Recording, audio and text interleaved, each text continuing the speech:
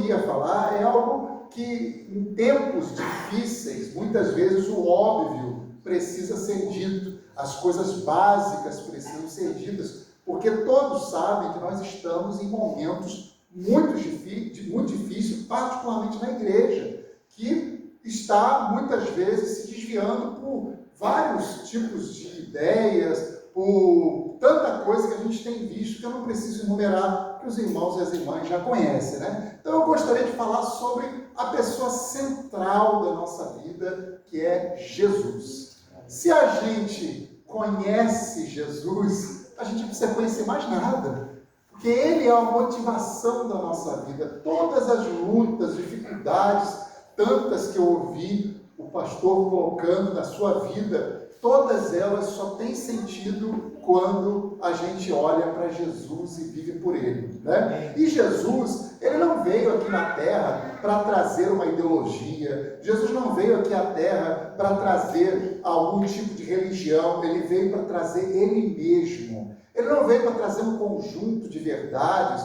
ou um grupo de mandamentos e ordenanças, Ele veio para trazer a Ele mesmo. Ele falou, eu sou o caminho e a verdade. Ele é a verdade. E quando as pessoas queriam conhecer o Pai, quando os discípulos chegaram e falaram, mostra-nos o Pai, Jesus falou, mas eu estou com vocês o tempo todo, quem olha a mim, olha o Pai. Então, se a gente conhecer Jesus, a gente conhece o Pai, conhece toda a Trindade, conhece, Ele é o centro de todo o Evangelho, a ponto de o Velho Testamento, que é muito usado hoje, ele é, na verdade, o Novo Testamento escondido. E o Novo Testamento é o Velho revelado. Então, nós temos Jesus como centro de tudo. E aí eu separei, rapidamente, 8 coisas que a gente precisa saber sobre Jesus, sua vida e sua obra. E que eu acredito que é muito importante a gente ter isso, inclusive, na nossa memória. Porque a palavra de Deus fala sobre inculcar. E inculcar é colocar na cuca mesmo, colocar na cabeça, fazer com que a gente guarde isso como um mandamento perpétuo no nosso coração e não esqueçamos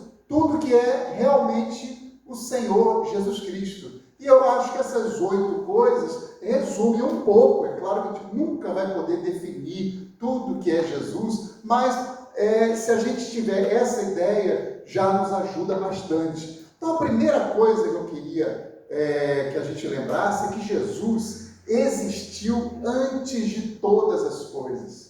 Ele não passou a existir no momento que nasceu ali na manjedoura. Ele já existia. Em João, lá no capítulo 1, do versículo 1 ao 3, fala bem claro, no princípio era o Verbo, e o Verbo estava com Deus, e o Verbo era Deus. Ele estava no princípio com Deus, e todas as coisas foram feitas por intermédio dele, e sem ele, nada do que foi feito se fez. Quem é o Verbo? Jesus. Então ele já estava lá na criação. Jesus não nasceu, Jesus não passou a existir em determinado momento. Ele sempre existiu, ele é o alfa e é o ômega. Então muita gente fala bastante sobre o Jesus histórico, o Jesus que fez isso, fez aquilo, mas Jesus na verdade, ele faz parte da Trindade, ele é o Filho de Deus, segunda pessoa da Trindade, portanto, sempre existiu, porque Deus não foi criado. Aquela velha pergunta que as crianças fazem, quem criou Deus, meu pai?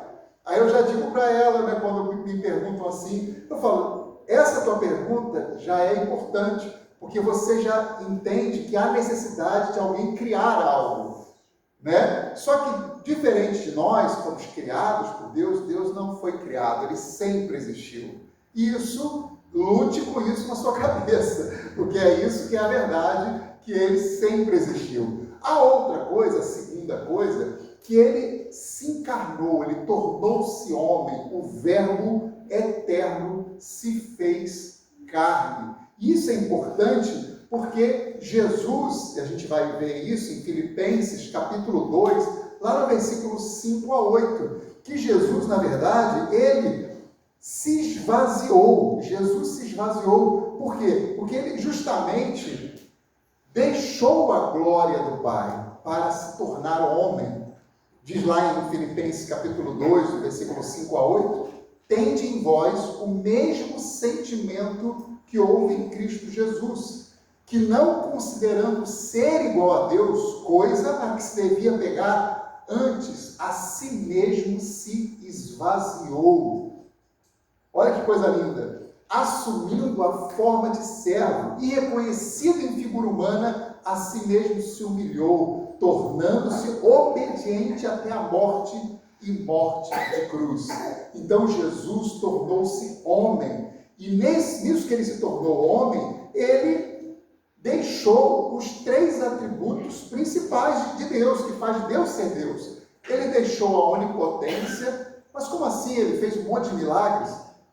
Ele tinha fome, ele tinha dor, ele tinha sede, ele tinha sono. Então Jesus, enquanto estava em forma humana, ele não era onipotente. Ele também deixou a sua onisciência. Lembra quando perguntaram a ele, quando é que virá, quando é que chegará o dia em que o Filho do Homem virá? Jesus falou, só o Pai sabe, porque ele naquele momento, ele deixou a sua onisciência. E claro, a onipresença. Se você queria encontrar Jesus, você tinha que estar onde ele estava. Se ele estava em Cafarnaum, você procurava ele lá. Ele não estava onipresente. Então Jesus se esvaziou, assumindo a forma de homem, com todas as dificuldades do homem, mas ele se esvaziou da glória de Deus. Ele se esvaziou ele não deixou de ser Deus, mas ele se esvaziou dos atributos de Deus. Isso tudo por amor a nós. É como se a gente visse um formigueiro, uma bagunça no formigueiro, e você tentasse consertar, mas você é grandão, você vai chegar lá, vai matar as formigas, vai fazer tudo errado. Para você poder ajudar, você vai ter que se tornar uma formiguinha igual aquela ali. E Jesus fez isso, se tornou essa carne que nós somos aqui, para poder estar conosco, para ser o Emanuel, o Deus conosco. A terceira coisa, é que mesmo Jesus tornando-se homem, a Bíblia fala que ele teve uma vida perfeita e irrepreensível. Olha o que diz 1 Pedro, capítulo 2, versículo 22. O qual não cometeu pecado e nem na sua boca se achou engano.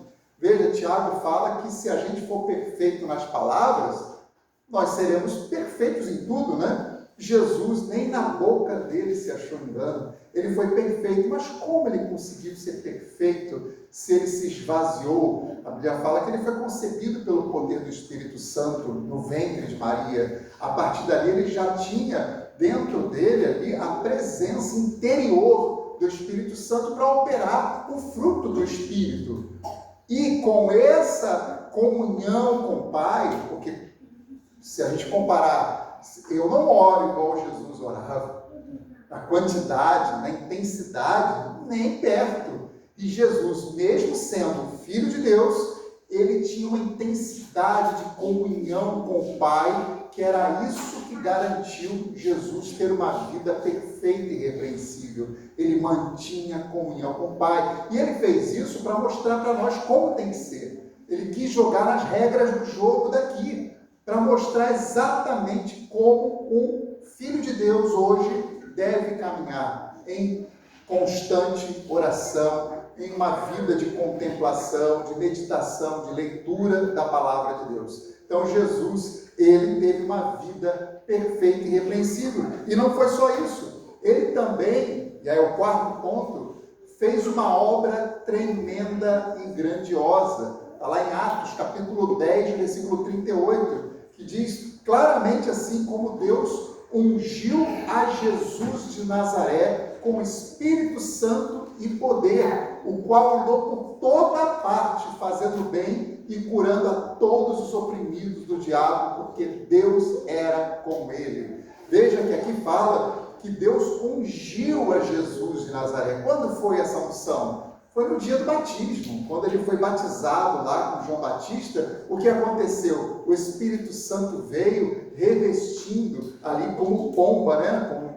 E revestindo Jesus. A partir dali começou o ministério dele, em que ele operou os milagres. Então, tudo que a gente vê que Jesus fez de maravilhas, ele fez por causa do poder do Espírito Santo. Ele não fez por ser Deus, Ele fez por causa do poder do Espírito Santo. Tanto é que ele dizia aos discípulos: olha, as obras que eu faço, vocês farão ainda maiores. Por quê? Porque a igreja teria também o Espírito Santo dentro dela, vivendo com ela, andando com ela. Então Jesus fez uma obra tremenda e grandiosa. A gente vê quantos milagres Jesus fez, e quando você lê o livro de Atos, os apóstolos fizeram também esses milagres pelo poder do Espírito Santo. A sombra de Pedro curava as pessoas. Lembram disso, né? Ou seja, não foi o que Jesus fez de, eu vou fazer porque eu sou Deus. Não, ele fez dentro das regras que ele queria para a igreja. Isso é tremendo. E aí vem o quinto ponto, que para mim é o mais importante. Jesus morreu pelos nossos pecados. Então veja, primeiro, ele existia antes de todas as coisas. Depois ele tornou-se homem. Teve uma vida perfeita e irrepreensível. Sua obra foi tremenda e grandiosa, e ele morreu pelos nossos pecados. Isaías 53, mais de 700 anos antes, já dizia: mas ele foi ferido pelas nossas transgressões e moído pelas nossas iniquidades. O castigo que nos traz a paz estava sobre ele, pelas suas pisaduras nós fomos sarados. Todos nós andávamos desgarrados como ovelhas, cada um se desviava pelo seu próprio caminho, mas o Senhor fez cair sobre ele a iniquidade de nós todos. Que coisa maravilhosa, meus irmãos, que coisa maravilhosa, porque os nossos pecados nos colocaram numa situação impossível de se resolver. Não havia religião que pudesse resolver a nossa situação. Veja que a morte de Jesus, ela primeiro tratou com aquilo que a gente fez primeiro, que nós ofendemos a santidade de Deus. Então a morte de Jesus foi propiciatória. Jesus nos tornou propício a Deus. Também, por causa desse pecado, né, do pecado original, nós tivemos a condenação eterna. A Bíblia fala: a alma que pecar, essa morrerá. Condenação eterna, não adianta, não tinha o que fazer. E a morte de Jesus, então, ela foi substitutiva. Ela nos substituiu, ou seja, o castigo que era para eu receber, Jesus recebeu em meu lugar. E para que ele fez isso? Deus precisa de nós? De forma alguma. Ele fez por puro e sublime amor. Nada mais explica isso. Por isso que não tem como a gente bater no peito e dizer: eu sou um homem de Deus, uma mulher de Deus. Nós somos miseráveis, pecadores, nós somos folha seca, nós não merecemos nada. Nós somos o que somos pela graça e misericórdia daquele que morreu por nós. A morte de Jesus também, ela nos libertou da escravidão de Satanás, ela foi redentora, ela nos livrou, nós estávamos escravos do diabo. Essa é a verdade. A gente pode falar de palavras de maneiras mais bonitas, mas essa é a realidade, escravos mesmo do diabo. Uma irmã aqui na oração falou: obrigado porque o Senhor nos libertou do império das trevas e nos transportou para o reino do Filho do seu amor. Exatamente isso. Nos transferiu de reino, estávamos no império, como escravos, e a morte de Jesus redentora foi lá e nos tirou. E ainda a morte de Jesus, ela nos fez ter comunhão com o Pai de novo, ela foi reconciliadora. Então, olha o que a morte de Jesus fez por nós. Sem isso, tanto é que o diabo usou lá Pedro, né? Pedro lá foi lá, emprestou a boca ao diabo e falou, né? Não faça isso a você, não vá para a morte. E Jesus, o que Jesus falou para Pedro? Arreda-te de mim, Satanás, não tenho parte contigo, porque era plano de Jesus, era plano de Deus que Jesus morresse por nós. A sexta coisa, que se houvesse só a morte, Jesus seria mais um, mas teve algo logo em seguida. Jesus ressuscitou. Glória a Deus. Que maravilha! Atos 2:24 diz: o qual Deus ressuscitou, rompendo os grilhões da morte. Veja que a morte física, ela é a separação do corpo, da alma e do espírito, é uma separação, a gente então morre, mas Jesus não ressuscitou ali em espírito, como alguns querem ensinar. Jesus ressuscitou corporalmente, com um corpo novo, o corpo que nós vamos receber no dia da vinda de Cristo, mas corporalmente. E eu me lembro muito do Salmo 24, que é um salmo que tem uma força muito grande, quando diz assim, uma parte, né? Levantai, ó portas, vossas cabeças, levantai-vos, ó entradas eternas, para que entre o Rei da Glória. Opa, o Rei da Glória estava entrando. Imagina Jesus ali, né? Na ressurreição. E aí um anjo ou alguém, um ser celestial, fala: quem é esse Rei da Glória? Quem é esse Rei da Glória? Aí outro diz: o Senhor dos Exércitos, Ele é o Rei da Glória. Porque imagina chegar no céu alguém em corpo, coisa que nunca aconteceu, de forma que Jesus ressuscitou e aquele túmulo está vazio. Então nós não oramos por um Deus morto, nós oramos por um Deus vivo. Essa cruz, Ele não está mais, Ele está vivo, ressuscitou. Então nós vivemos não uma religião, nós seguimos uma pessoa viva, que é Jesus Cristo. E por isso nós temos sentido de estar aqui. Não haveria sentido nenhum de nós estarmos aqui se não fosse essa pessoa viva. E o penúltimo, ele foi exaltado. E aí, tudo aquilo que ele perdeu lá, lembra que falamos, né? Ele existia de todas as coisas, ele se tornou homem, teve uma vida perfeita e irrepreensível, sua obra foi tremenda e grandiosa, morreu pelos nossos pecados,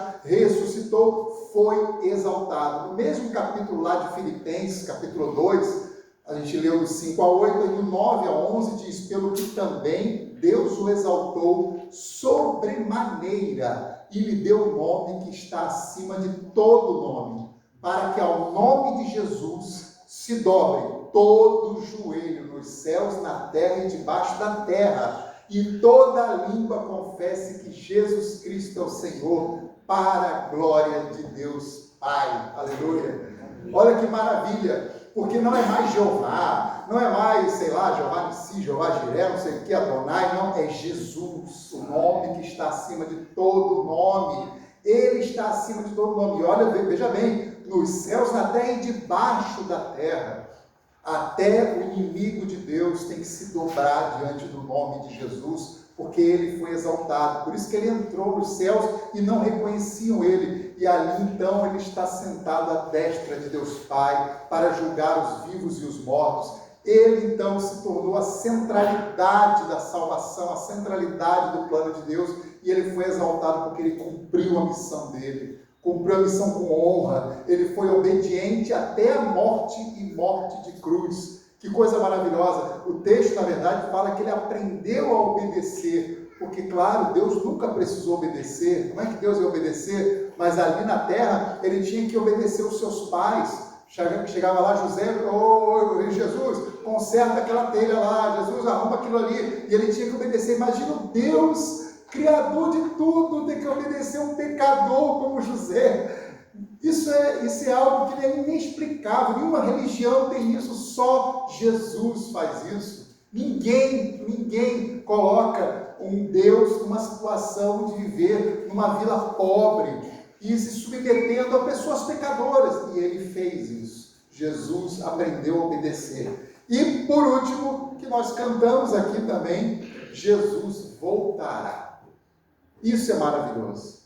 E ele voltará de maneira muito específica. Mateus 24:30 diz claramente: então aparecerá no céu o sinal do Filho do Homem. Todos os povos da terra verão e se lamentarão, ou melhor, se lamentarão e verão o Filho do Homem vindo sobre as nuvens do céu com poder e muita glória. Jesus voltará e todo olho o verá, todos verão Jesus vindo com poder e muita glória. Não sabemos quando, ele sabe quando, nós não sabemos quando. Eu espero ansiosamente que seja o mais rápido possível, porque, digo de mim, estamos vivendo um ambiente irrespirável. Então a vinda de Jesus vai ser o nosso consolo, o consolo da nossa alma, porque vamos ter aquele que nós amamos, aquele que nos ama, aquele que queremos tanto o quanto antes conosco. E então eu resumo aqui em dizer que nós podemos claramente, com isso, colocar Jesus como o centro de toda a vida da igreja. Nada mais. Quando lemos lá o Velho Testamento, lemos as histórias, elas são muito boas, mas elas todas têm que ter a centralidade em Cristo. Todas elas têm que apontar para Cristo. E a nossa vida, a mesma coisa.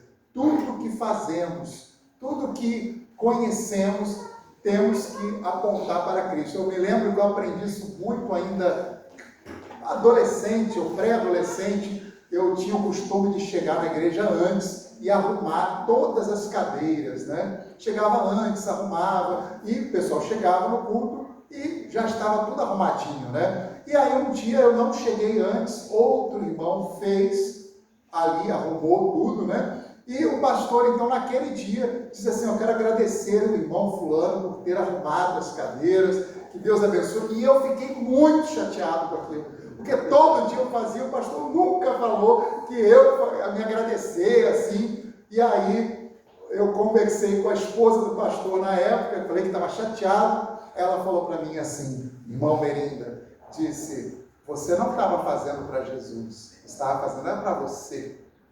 Quando nós fazemos as coisas, nós fazemos para Jesus, não é para receber o aplauso dos homens. Então a centralidade da nossa vida é Jesus. Ele é o centro de tudo na nossa vida, e que Ele possa ser o centro na vida de cada um dos irmãos, das irmãs aqui. Amém? Queria somente orar agradecendo a Deus e que essa palavra fique dentro do nosso coração. Amém?